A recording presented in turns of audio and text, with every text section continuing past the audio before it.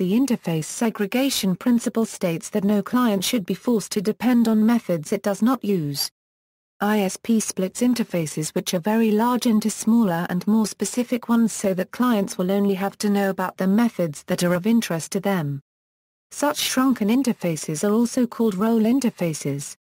ISP is intended to keep a system decoupled and thus easier to refactor, change, and redeploy. ISP is one of the 5 solid principles of object-oriented design, similar to the high cohesion principle of grasp.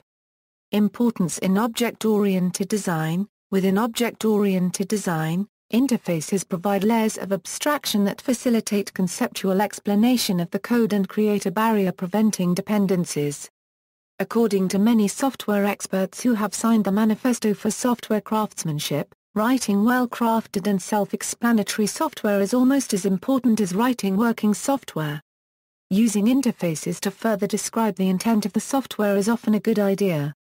A system may become so coupled at multiple levels that it is no longer possible to make a change in one place without necessitating many additional changes.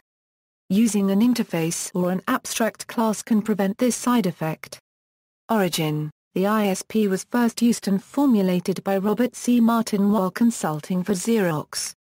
Xerox had created a new printer system that could perform a variety of tasks such as stapling and faxing.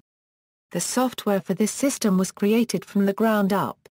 As the software grew, making modifications became more and more difficult so that even the smallest change would take a redeployment cycle of an hour, which made development nearly impossible.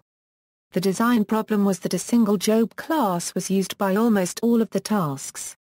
Whenever a print job or a stapling job needed to be performed, a call was made to the job class. This resulted in a fat class with multitudes of methods specific to a variety of different clients.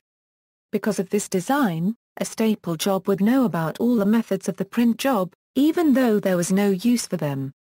The solution suggested by Martin utilized what is called the interface segregation principle today.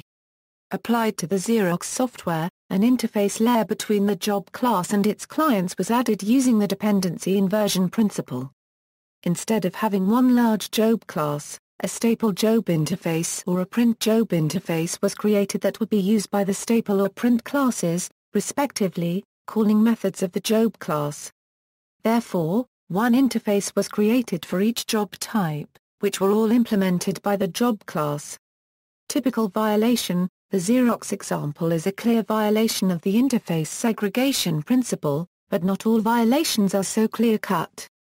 A more commonly known example is the ATM transaction example given in Agile software development, principles, patterns, and practices and in an article also written by Robert C. Martin specifically about the ISP.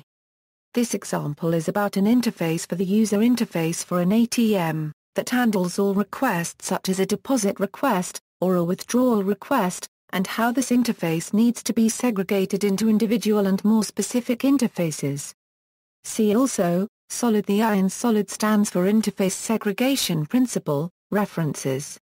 External links, Principles of OOD, a Euro description and links to detailed articles on SOLID, Object-Oriented Design Quality Metrics, an analysis of dependencies. Robert C. Martin, C++ Report, set October 1995.